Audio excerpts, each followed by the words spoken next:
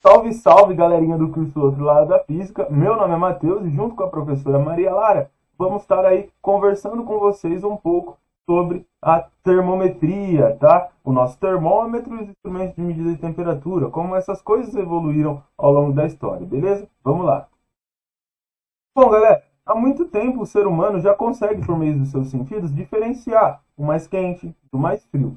Só que isso demorou um certo tempo para ser de fato quantificado e ter constatado uma importância de fato para a ciência de a gente quantificar essas coisas de maneira mais precisa, tá? Então, lá em 300 a.C., a galera já se preocupava em medir essas coisas, tá? E o primeiro a tentar inventar um instrumento que pudesse realizar essas medidas de temperatura, e veja que naquela época nós não tínhamos ainda o conceito de temperatura como nós concebemos hoje, foi o Filo de Bizâncio, tá? Então ele já se preocupava em utilizar e comparar essas sensações, que ainda não eram sensações, tá?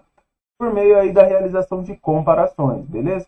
Depois, um pouquinho mais para frente, Citécido, lá por volta de 250 a.C., por aí, ele introduziu algumas propriedades dos próprios materiais para a comparação dessas sensações.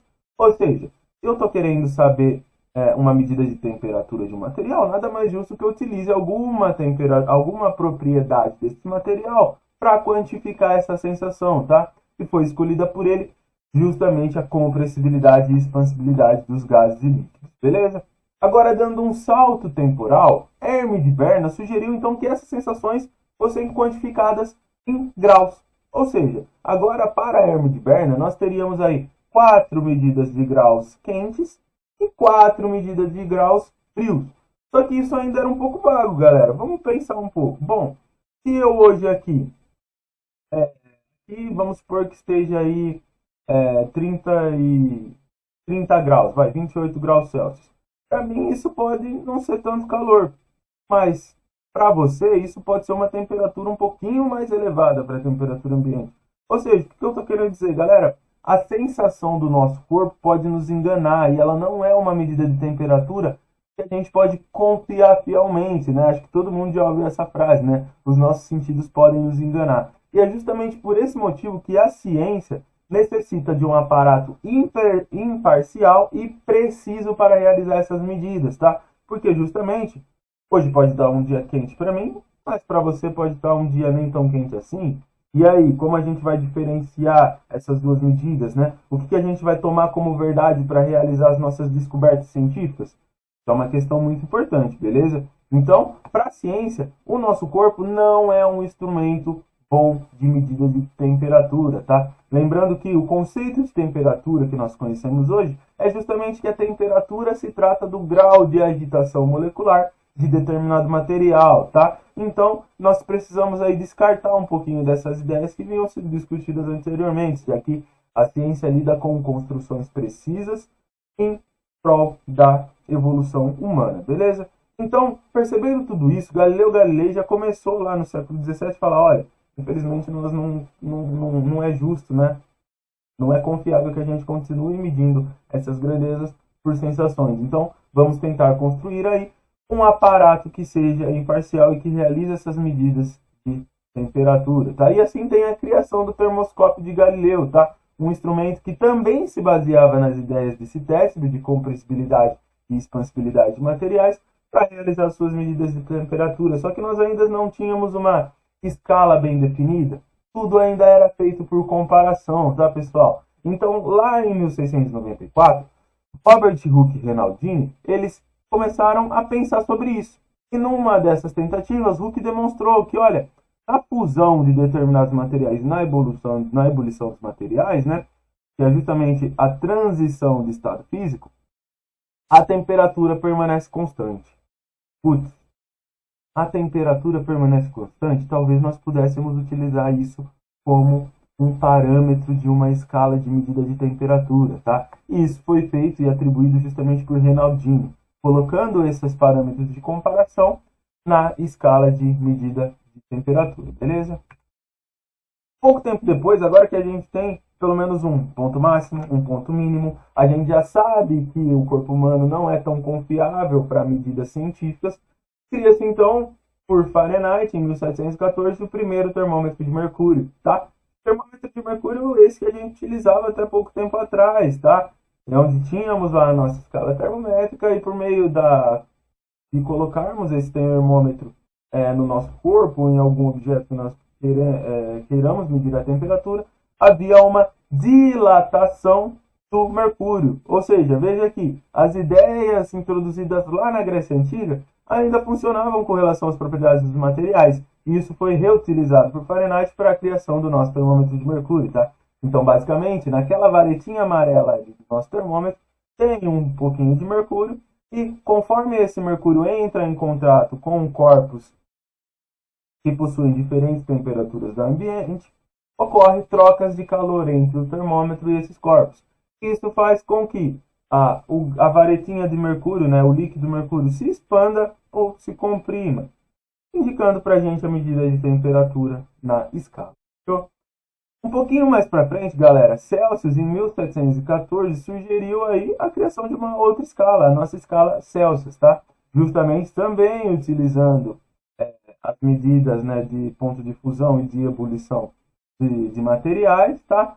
Sugerindo que o 0 Celsius fosse o ponto de fusão da água e aproximadamente 100 Celsius o ponto de ebulição da água. Mas, Matheus, isso significa então, se a temperatura é agitação molecular, quer dizer então que no 0 Celsius tem ausência de agitação molecular? Não, galera. E é justamente vendo esse problema que Lord Kelvin, em 1794, sugeriu a criação de uma escala absoluta, tá? Escala essa que chegasse muito próximo a ser possível de identificar a ausência de temperatura de determinados materiais, tá? Ou seja, a ausência de agitação molecular. Então, essa escala ficou conhecida como escala Kelvin, também chamada de escala absoluta. Por quê? Porque o 0 Kelvin, sim, indica algo muito próximo à ausência de agitação molecular, beleza? Então, isso tudo aí foi construído ao longo do tempo, tá? Foi uma evolução científica muito grande. E agora, vendo um problema também que tinha o nosso termômetro de mercúrio, a galera de 1970, aí, da década de 70, percebeu que o mercúrio ele era uma substância nociva à saúde humana. Então vamos supor que um termômetro desse de mercúrio quebrasse e entrasse em contato com a pele de alguma pessoa. Isso poderia gerar danos da saúde dessa pessoa, galera. Então começaram-se aí, no crivo científico, a movimentar uma alternativa, tá? A tentar criar uma alternativa para continuarmos medindo a temperatura de maneira precisa, sem colocar em risco a saúde humana. Como resposta a isso, surge aí o termômetro eletrônico, que se baseia no funcionamento dos sensores elétricos. Então, basicamente, o termômetro é colocado em contato com o corpo humano ou em contato com algum outro material que nós queiramos medir a temperatura. As grandezas elétricas desse material dentro do termômetro são alteradas e essa alteração é convertida num valor de temperatura, tá? Então nós utilizamos ali das propriedades de resistência, corrente e assim por diante para quantificar a temperatura nesse caso, tá bom? E agora aí um dos mais polêmicos dos nossos termômetros, né, que justamente foi sinônimo de muita discussão durante o período da pandemia de Covid-19, tá? É o nosso termômetro de radiação, tá? Que surge justamente com as descobertas da física moderna, tá? Então, os estudos desenvolvidos por Max Planck, Boltzmann, Kirchhoff e Wien, eles justamente enunciaram que, olha, na verdade, galera, todo corpo que possui temperatura emite radiação. E um grande problema que surgiu durante o período da pandemia é que a sociedade em si achava que de alguma maneira esse termômetro de radiação pudesse emitir radiação. Alguma radiação que fosse nociva ao corpo humano e assim por diante. Só que isso não acontece, galera. O que esse termômetro de radiação faz é basicamente captar a radiação que o nosso próprio corpo emite. Por ter temperatura, a média de temperatura do nosso corpo é mais ou menos aí 35, 37 graus Celsius. Então todo corpo que possui temperatura emite radiação. E o que esse termômetro faz é basicamente receber, captar essa radiação, realizar alguns cálculos por meio da lei de Wien e aí converter esse valor de comprimento de onda de radiação em temperatura do corpo que está sendo medido, né? Então, a pandemia de Covid-19 gerou a necessidade da gente ter um distanciamento social, tá? Ou seja, também foi necessário medir temperaturas à distância. Então eu não posso mais compartilhar o meu termômetro de mercúrio. Eu simplesmente necessito de medir essa temperatura à distância. E esse termômetro de radiação foi uma ferramenta muito utilizada, tá? E que causou um pouco de medo na galera, tá? Mas não precisa ficar com medo. Pode sim medir na testa, pode medir no braço, no pulso, porque esse termômetro ele não emite radiação nociva ao nosso corpo humano. Ele simplesmente capta a radiação emitida pelo nosso próprio corpo, tá? Então, tudo bem. Agora a gente já entendeu muito sobre a história do termômetro. Mas, de fato, você já se perguntou como a gente constrói um termômetro? Galera, essa parte é com a professora Maria e eu deixo aqui os meus agradecimentos. Falou? Tchau, tchau. Olá! Agora nós vamos aprender a como construir um termômetro caseiro. Para isso, vamos precisar de um tubo de ensaio, um corante para o líquido ficar visível, álcool, vai depender da graduação do álcool e da porcentagem que vocês tiverem, uma massinha para a gente poder vedar o tubo de ensaio e uma caneta para a gente poder marcar o nosso tubo de ensaio. Primeiro passo, a gente vai pegar o tubo de ensaio e colocar o álcool dentro do nosso tubo de ensaio. O álcool vai ser o nosso líquido que vai aumentar de temperatura ou diminuir de temperatura. Ele que vai ser o nosso indicativo da temperatura.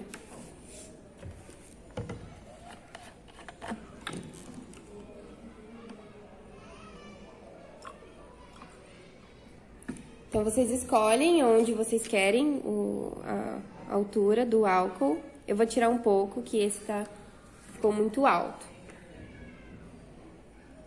Vou deixar nesse nível. E aí, a gente pega o corante e para deixar ele colorido, pra gente conseguir visualizar melhor, a gente acrescenta o corante. E é só misturar e ele fica colorido. No caso, ele vai ficar azul. Posso tampar também o meu tubo e mexer. E aí, eu tenho o álcool azul. A primeira coisa que a gente vai fazer é demarcar aonde está a altura do nosso álcool. Isso vai servir de parâmetro para a gente poder identificar o quanto ele vai aumentar de temperatura ou não. Então, nesse caso, eu peguei a caneta e fiz uma demarcação aonde ele está com o nosso álcool, no tubo de ensaio mesmo. Então, esse é nosso padrão. Essa temperatura vai ser a nossa temperatura ambiente. Então, quando ele estiver nessa demarcação, significa que aproximadamente a gente vai estar na temperatura ambiente, que é aproximadamente 25 graus Celsius.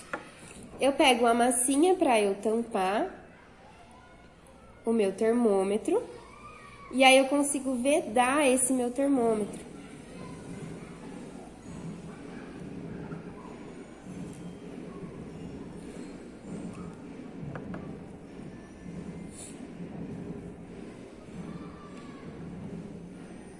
E esse é o nosso termômetro. Então, o que acontece? Se eu tiver um aumento de temperatura no meu ambiente, esse líquido ele dilata e essa altura sobe. Então, ele vai subir e a gente vai ter um aumento na dilatação. Quando eu tenho um dia mais frio, esse líquido vai descer nessa temperatura, nesse risquinho que a gente fez. Então, sabendo o quanto esse risquinho vale na escala Celsius, a gente consegue identificar o quanto de variação sofreu desde quando a gente fez o nosso termômetro. Chegamos ao final de mais uma aula do curso Outro Lado da Física, sobre termometria. Muito obrigada por assistirem e até a próxima aula!